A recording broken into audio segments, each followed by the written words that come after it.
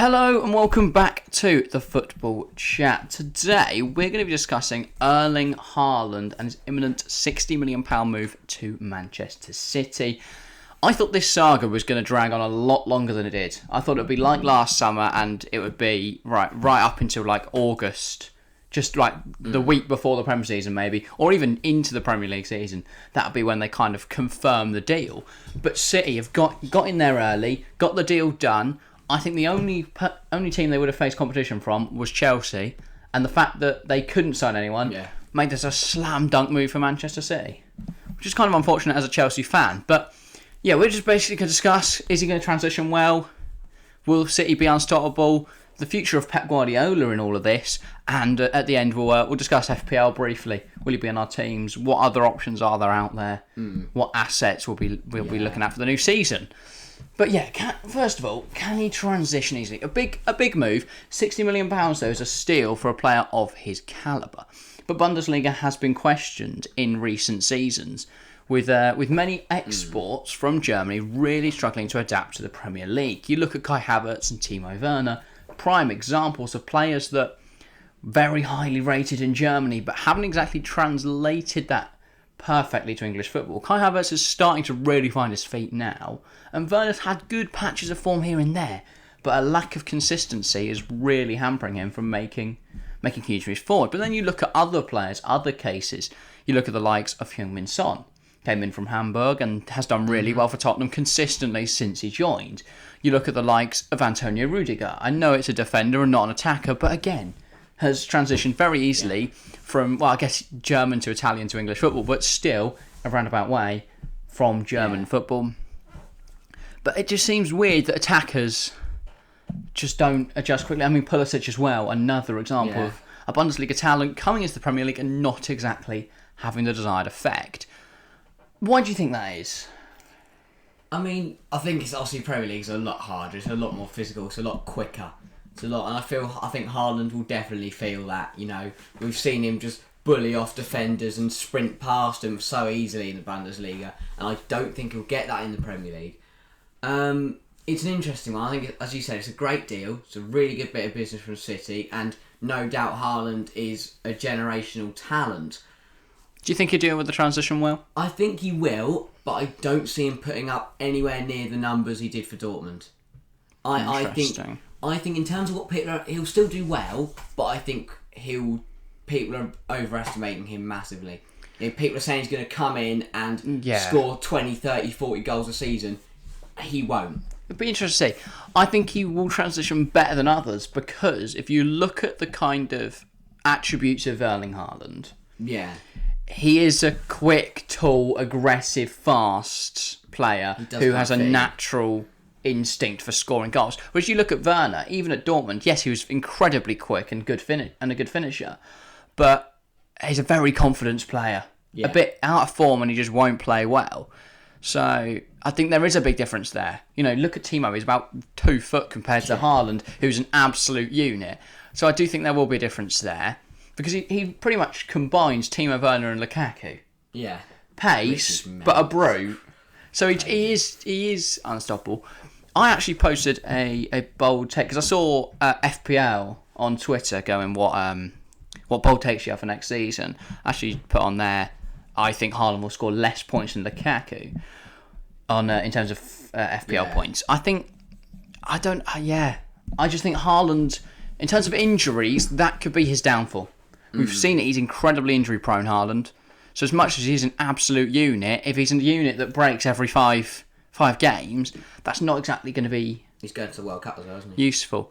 Norway aren't going to the World Cup, no. No, Norway aren't there. So that could help, because everyone else is going to be knackered, and you're going to have this very quick young talent that has done anything for a month. Also flip it the other way and say that Pep might play him in every single game because he doesn't go to the World Cup, and then if he's playing every 3-4 days, he will eventually... Because what I can see happening is first 7 games, he plays like first 7-8 games, scores a few goals, everyone thinks, okay, he's done alright, got 4 or 5 goals, and then he gets injured for like most of the season, then it's a very different look on it. I think it's an interesting one for City because it's not a very City signing. It's not a Pep signing. It's not. It's a Man City signing. It's not a Pep signing. Well. It's a big money, a smart signing though, because you've got someone who should be 150, 200 mil in for 60 mil. Yeah. It's a very shrewd bit of business from Manchester City, but it doesn't fit a Pep system. No. Pep likes to pass the ball into the net. With Haaland, you want him to be the focal point of the team. Yeah. You want the ball over the top into Haaland. Haaland finishes it every day of the week. You don't want to have, Sterling trying to pass it into the net. Haaland's not going to be dropping deep to get involved in the play. No. Haaland wants to be on the last man. So I do think that makes this interesting now for the future of Pep Guardiola, because I don't think Pep cares about this signing.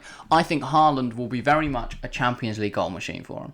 And I don't know how well they're doing the Prem, but I think their one goal is to win the Champions League this season. And I think Pep will leave at the end of 2022-23, regardless of whether they win the Champions League or not. A lot of people are saying if they win the Champions League, he'll be off. I think whatever happens, that'll be the end for Pep Guardiola and Manchester City. Yeah. Which will be interesting. I do feel this is Pep putting all his eggs into one basket for the Champions League, going, right, Haaland, you're going to win me the Champions League. Yeah, we're just gonna score loads of goals, win the Champions League. I'm just going to put you up front. You're going put the league to one You're side. going to score 7 goals against everyone and win us the Champions League. Especially like when because the congestion's going to come in with the World Cup.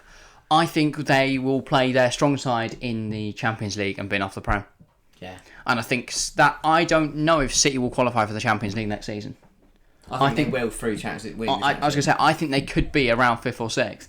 A lot of people think it's just automatic that with Haaland, City will be right up there because they've not got worse. But they've got the depth. Their depth is ridiculous. The interesting thing is they're selling Jesus, they're selling Mahrez, and they're selling Sterling, and they're not really replacing them.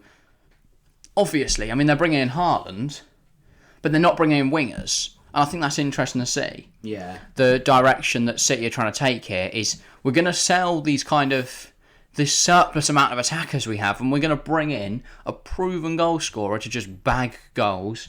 Because we've seen his goal scoring record, especially in the UCL. Yeah.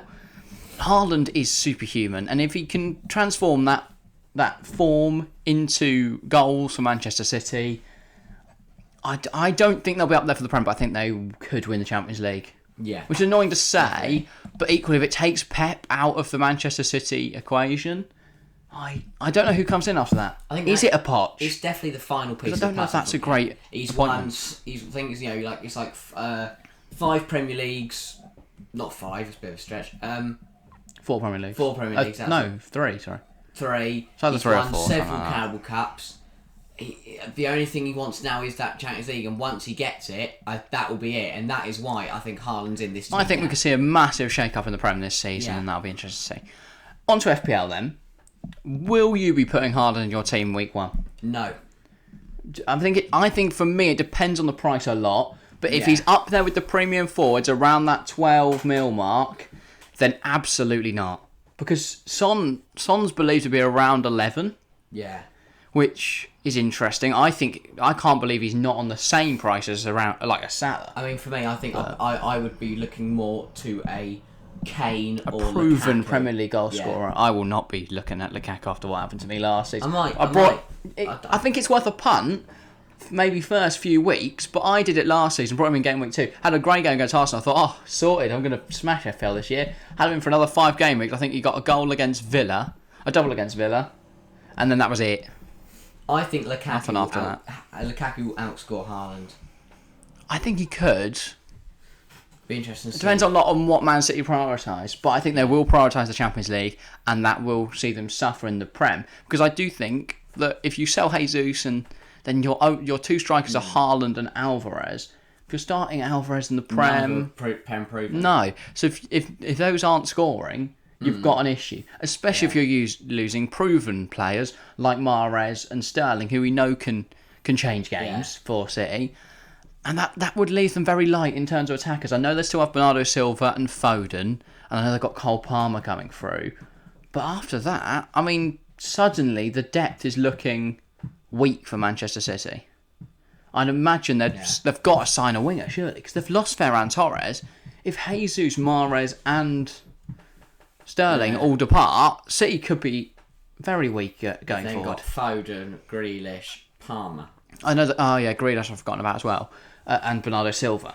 Yeah. So that they would be the four that rotate on the wings. Then Alvarez and Haaland rotate out front. Yeah. So we're interested to see what team Pep plays next season. Will he change it up to suit Haaland? I don't know. I'll be intrigued to watch him with a close eye. But yeah, I don't know if he'll be in my FPL team. You won't be I think I would prioritise a Kane. Yeah, because I think they'll only be about a 0.5 if that difference. They could be both at a 12, I still think or both Arsenal at 12.5. have got a big striker to bring in as well. Depends who they get. If they get Darwin Núñez, they're in trouble. Yeah. I don't rate Núñez Say at all. Dybala though, he's going straight in my team. Yeah, but I think Dybala will come in as a midfielder around the 9 mil mark. In which case, Get him in. yeah, I think he'd be a good player. But what if Saka's at 8 or 7? Yeah. I mean, imagine he'll be 8, 8.5. I think that represents a better deal because I think he'd play more than Dybala. But in terms of strikers, yeah, if Arsenal were to sign a good young striker, I think he'll be in a lot of teams. We'll have to do an FPL video towards the start of next season. Yeah. I mean, we'll probably be discussing it all the way through the summer. Yeah. So yeah, if that is your thing, make sure to subscribe to our channel. On the topic, if you haven't subscribed, make sure to do so. Going for 1,000 subs this year. Go check out all our other content if you think that's great as well. That'll be even better for us. But yeah, make sure to leave a like. Get involved in the comments down below with all the questions we've kind of pondered in this podcast. Well, mini pod. It's not really a podcast, is it? Yeah, video. In this video. About how we'll transition. Will City be unstoppable? And does this signal the end for Pep? And then will he be in your fantasy team as well if you play Fantasy Premier League? But yeah, I'm going to thank you all very much for watching. And I'll see you next time. See ya.